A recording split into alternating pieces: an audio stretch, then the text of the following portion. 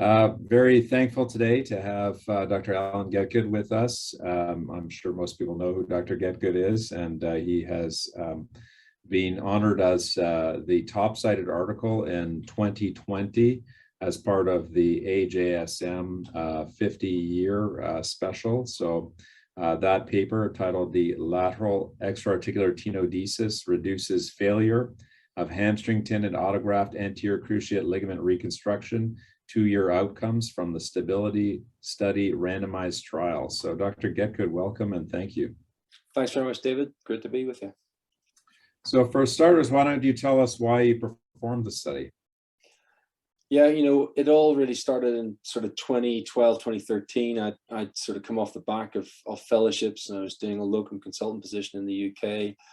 And throughout my training, I had really primarily been using ACL reconstruction with hamstring tendon grafts, and I just found there was quite a variability in some of our outcomes. There's no question there's some great outcomes, but just the variability, particularly in our young patients and our young athletes, I found was quite variable. So I started to get interested in looking into lateral tenodesis. Did some travel around Europe and saw a couple of centers in Lyon and Belgium. And then when I moved to Canada, to Fowler Kennedy, where I am now, we started doing some lateral tenodesis. And at that time was 2012. There was the whole thing came out with the anterolateral ligament, and somewhat serendipitously, Issaquah did a award for or a proposal for grants.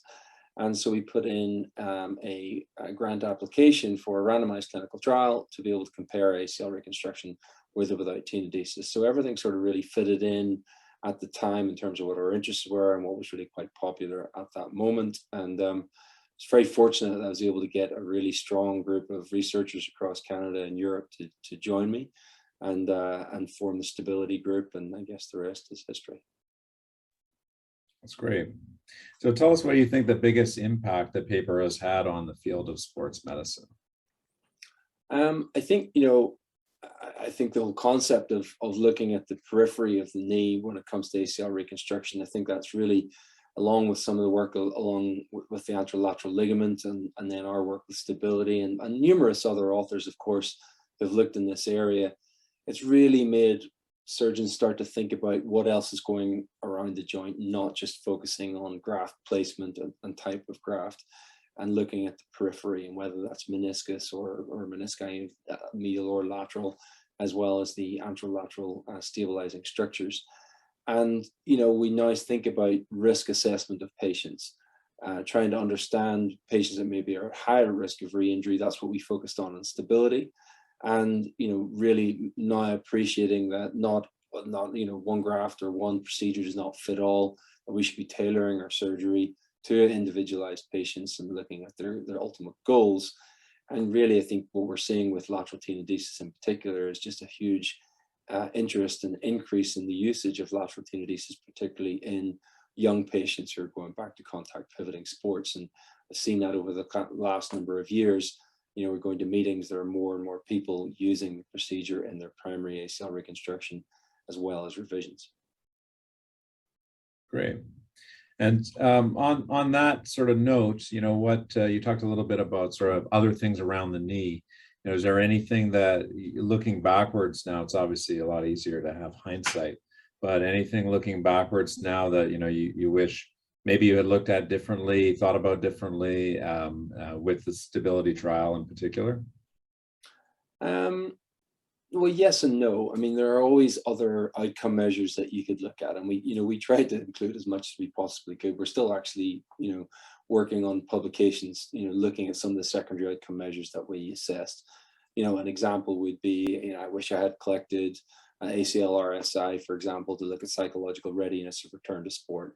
And those sort of things that would have been helpful. But equally, you're always trying to pare down the size of the study because patient burden becomes such an issue, and when constantly asking you to do more questionnaires.